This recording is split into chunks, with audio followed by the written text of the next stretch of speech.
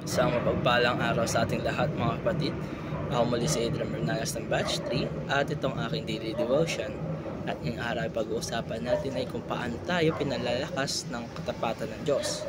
At ang Bible verse naman natin ay mula sa Lamentations chapter 3 verse 22-23. Sinasabi sa scripture na ito ay, "It is of the Lord's mercies that we are not consumed, because His compassions fail not. They are new every morning. Great is thy faithfulness." Kapag naririnig natin salitang mga ito ay sa gitna ng makamundong puno ng kabiguan, kasinungalingan at pabago-bagong sitwasyon, ang Diyos lamang ang tunay na tapat at hindi nagbabago, hindi nagsisinungaling at hindi kailanman nabibigo. Kaya ang topic natin ay patungkol sa faithfulness. Ngunit ano nga ba ito? Faithfulness is the doctrine that God will always do what He has said and fulfill what He has promised. Ibig sabihin nito mga kapatid ay kung ano ang sinabi ng Diyos noon pa man ay yun pa rin ang ginagawa niya ngayon at yun din ang kanyang gagawin bukas at magpakailanman.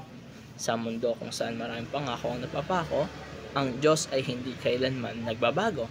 Ang kanyang katapatan sa nakaraan ang nagbibigay sa atin ng kumpiyansa sa kasalukuyan at pag-asa para sa hinaharap. At para naman sa ating teaching ngayong araw ay una-una, God is a promise keeper. Mula pa man sa Old Testament, ang Diyos ay kilala bilang Diyos ng tipan. Kaya kung siya ay nangako, tinutupad niya ito hindi lang basta-basta, kundi in His perfect timing.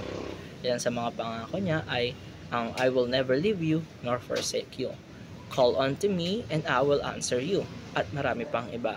Hindi lang ito mga magagandang salita, ito ay totoo, buhay at aktibong gumagalaw sa ating mga buhay. Kalaway, God's faithfulness sustain us. Araw-araw tayong mga nakakaharap ng mga pagsubok. Kaya minsan tayo napapagod, nadidismaya at parang gusto na lang natin sumuko sa ating buhay. Pero sa bawat umaga na tayo nagigising, paalaala ito ng katapatan ng Diyos. Hindi siya naubusan ng awa sa atin at hindi siya nagsasawa sa atin. At kahit gaano pa tayo kadalas mabigo, siya ay nanatiling tapat sa atin kahit tayo ay mga makasalanang tao. Tatlo ay God is unchanging then, now, and forever. Kagaya na lamang sinasabi sa Hebrews chapter 13 verse 8, Jesus Christ the same yesterday and today and forever. Ang Diyos noon ay ang Diyos pa rin natin ngayon at siya pa rin ang Diyos natin bukas. Hindi siya tulad ng tao na pabago-bago ng isip. Hindi siya naapektuhan ng panahon o ng mundo. Kung tapat siya noon pa man kay Moses, kay David at sa mga kanyang mga disipulo, dapat din siya sa atin ngayon.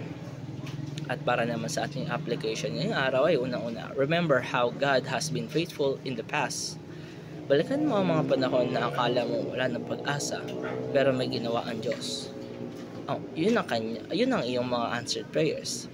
Mga moments na akala mo tapos na pero binigyan kanya ng panibagong simula. Maaari itong gawing testimony para sa kanyang katapatan. Ikalawa ay endure the present with God's sustaining grace. Kung nahihirapan ka ngayon, tandaan mo, hindi ka nag-iisa at may grasya ang Diyos para sa bawat araw.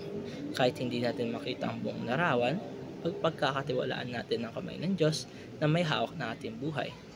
Kung kaya mga kapatid, panghawakan natin ang pangako ng ating Diyos para dito. Great is thy faithfulness. Di natin kailangan magkaroon ng lahat ng sagot. Ang kailangan lamang natin ay panampalataya sa Diyos at tiwala sa kanyang mga plano para sa atin. At dito nagtatapos ang aking daily devotion. Ako muli si Adrian Bernales ng Batch 3. Maraming salamat sa panonood.